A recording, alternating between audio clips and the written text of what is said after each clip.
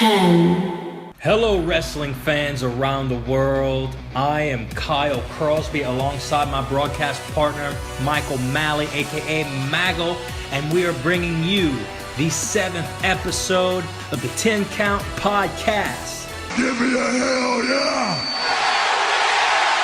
First off, I would like to start out by congratulating Smackdown Live on sticking with 2 commentators this time. Oh my god! JBL and Tom. I mean, I could do without Tom. JBL I love, but we'll see. It's better than having 18 like they usually do. And SmackDown has also announced the match that has been speculated for some time. AJ Styles versus Shane McMahon. I think it's going to be a good match. At first, I was about it, but now, after talking with Zach, he kind of hyped me up for it. I think Shane has a lot to bring to the table, as well as AJ Styles. I mean, that's an understatement. I think that's going to be the understatement of this podcast. AJ Styles can bring something to the table. But the dynamic of these two is just, I've never seen something like it before. I never would have thought that a Shane McMahon, AJ Styles match would be something that I would look forward to right off the bat. But, I mean, I'm pumped for it. What about you? The cool thing about this is that it reminds us kind of like how ECW did it, where it was an extreme moment for AJ and Shane when he threw him into the car and it busted him open. I didn't think that they were going to run that way. I thought they were going to do some sort of casual thing that the WWE has been doing for a while, but they actually ran with something really, really cool. And what's neat about this is that if you look on the alumni section, AJ's put on there now. So he's technically fired on the storyline, fired from the WWE by Daniel Bryan, which makes it even questionable what's going to happen even after WrestleMania. It's crazy. Something on SmackDown I was not anticipating, the Usos coming off of a defeat on American Alpha. Yeah, that actually really shocked me because Alpha has been on this really big streak. They make it look like Alpha can't be defeated, like there's no other competition. Now when they have the Usos with this gimmick that they've been having for a while now, finally showing some steam and actually defeating the champions on SmackDown almost 20 days from WrestleMania. And the Usos have had one of the longest tag team champion streaks in a while, so it's gonna. Unfortunately, they were having that. I personally thought it was an awful gimmick with the Uso, the kid-friendly Usos, the obvious slapping my thigh, super kick type stuff. This Uso team is, I think it's great. It's a heel team, and they're thugs. They're awesome. They beat the fuck out of people. I dig it. Well, see, I agree. I really like, especially for a heel gimmick, because obviously the Samoan tribal thing wasn't going to work out for faces, but working as a heel, this hood gimmick, not Crime Time, because Crime Time was very cartoonish, but very dark and hood it's gonna work. I enjoyed the Usos when they were doing the tribal and they were doing and they were doing the big chant in the beginning. Oh, Christ. That was pretty cool because they made it live, man, because they didn't have any music and then they hit it. That was cool. Fucking bullshit! Alpha shouldn't lose that title until, I would say, after WrestleMania for sure. Another person who should not lose his title is Bray Wyatt. That promo between him and Randy Orton, and I remember you telling me that you weren't really a fan of Bray Wyatt and his promos. What do you have to say about this one? Because this one was great. I am a huge fan of all his promos. I'm a Bray Wyatt junkie, but From my perspective about Bray, it was cool when he was first coming out with the Fireflies and this organic Cajun, not redneck, but Southern. It was cool, and then it just kept dragging along. For me, I felt that way, and then they just kept losing at main events. So it was like he didn't necessarily do anything for me. Gold on Mike, I'm gonna give him that. But the persona was really bugging me. What's cool about this, and this is what I'm really digging about Bray, is that last week Orton burnt the house down, destroyed Sister Abigail's remains, and just left Bray crying and withering, and you saw him just this side of Bray was sad. But this week, he put it all together, maniacally laughing and slathering his body on the dirt remains of Sister Abigail. Well, yeah, that's the thing. It's like he's almost reborn from this experience, and it's great to see him progress and evolve his character even more, because there's so much more you can do with this type of character. And going towards the future, it's going to be fun to see what they come up with for him. And just giving him this mix with Randy Orton, both sides look strong. Even though Orton is going against someone who is a supernatural type of character, he still looks strong because he himself is also a cerebral, crazy type of character in himself. Whereas Bray used to go against people who were always afraid of him.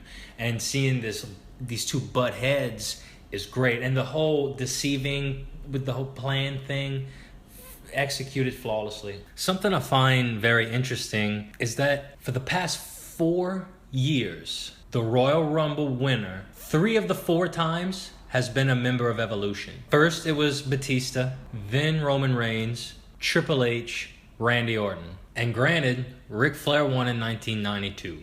So between Evolution, each member has won 2 Royal Rumbles except Ric Flair.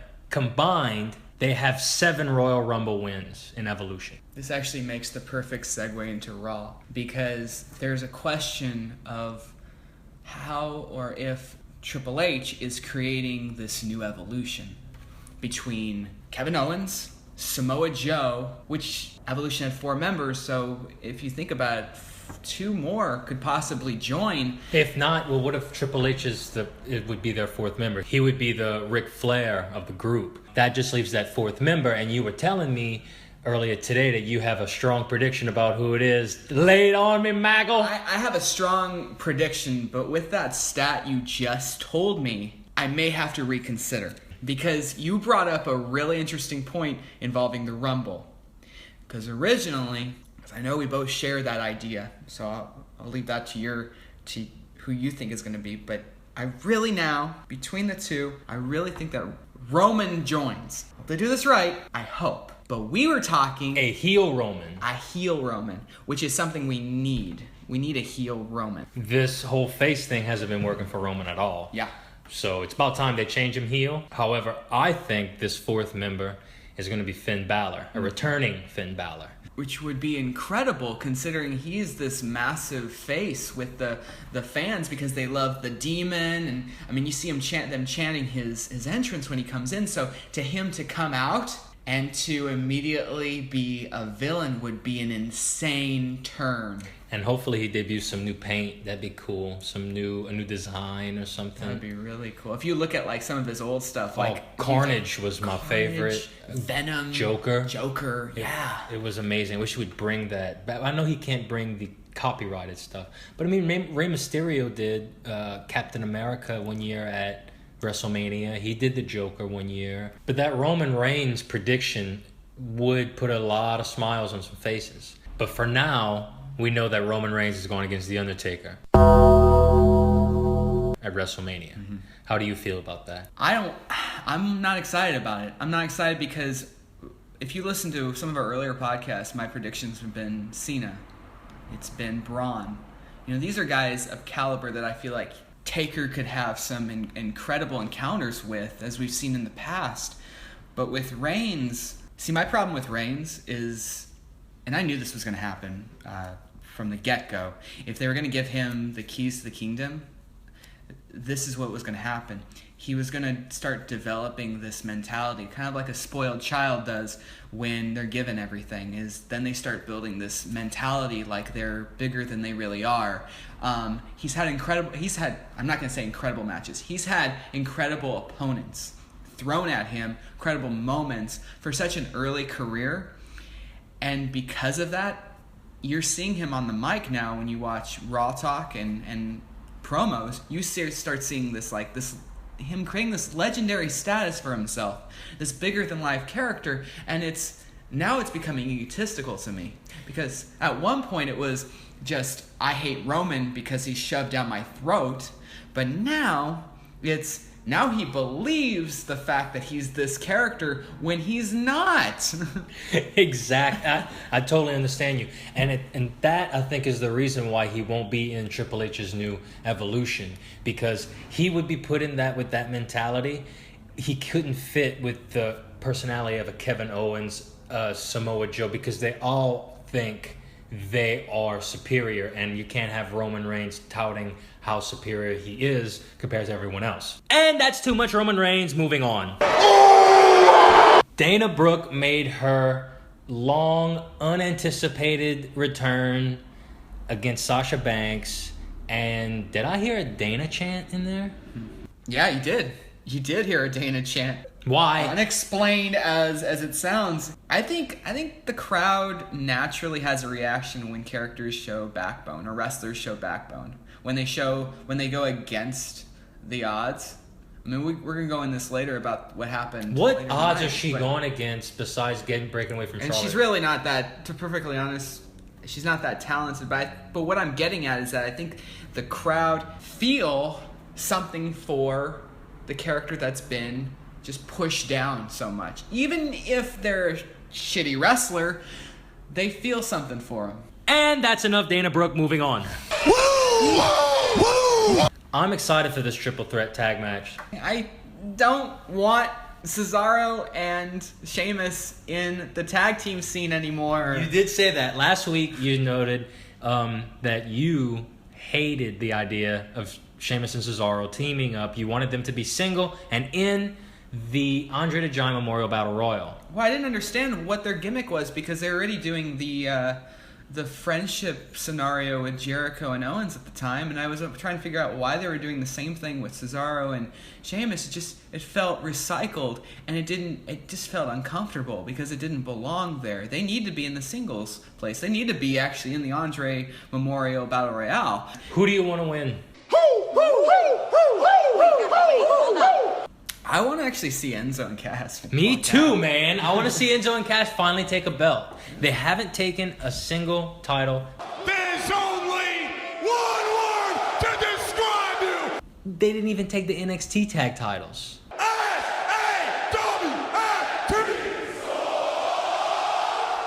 We go back earlier when we were talking about AJ. It's actually going to be interesting to see if the club has an interference in that match too. That would signal a transition, right? Mm-hmm. AJ would go to Raw. Or it can transition the club to Smackdown and be involved in the AJ Shane match, causing an interference. But even more than that, it could establish them on the Smackdown roster as legitimate threats to American Alpha's reign. Moving on to the summit of the show, Mick Foley and Triple H in that ring was real intense. Again, Stephanie continues to build her character as this ultimate authority figure who cannot be buried, cannot show any signs of being defeated. I mean, all of her promos, she's never been like, oh, snap. She's always the one who always tries to get the last word. She's been definitely the most manipulative, but she's always had that character. But what's interesting is, since the beginning when she assigned Mick as the general manager, she's been screwing with him, which is the polar opposite of what Shane has been doing to Daniel Bryan. And you start seeing just kind of the lengths that Mick has to go to in these hurdles. And what's so interesting about this is that we're waiting to see Mick break. Rollins' kayfabe injury. He and Triple H are destined for WrestleMania. This match will be amazing. I wish Rollins would have... for a second, I thought he was going to bring back that curb stomp when Triple H was bent over and he went on against the ropes. Oh, I got so excited. Yeah. What I really liked about that was how he came out to the ring and he came out and he was like... Because I thought that his leg was still screwed up. Like, he came down with this crutch and he's limping and he's like, oh, here we go again. He's going to get pummeled to the ground by Triple H. And he just stands there and looks at him and he just picks it up and drops it on the ground. It is on. Great way to end Raw. This brings us to our segment. Woo! Superstar of the Week, Maggle. Who do you got for Raw? For Raw, I'm not even going to give it to a superstar. I'm going to give it to our general manager, Mick Foley. Oh, Mick. To do what he did to Triple H, to bring out Mr. Sacco and shove it right down his throat. That was awesome. Was the ultimate fuck you to the authority. Yes, it was amazing.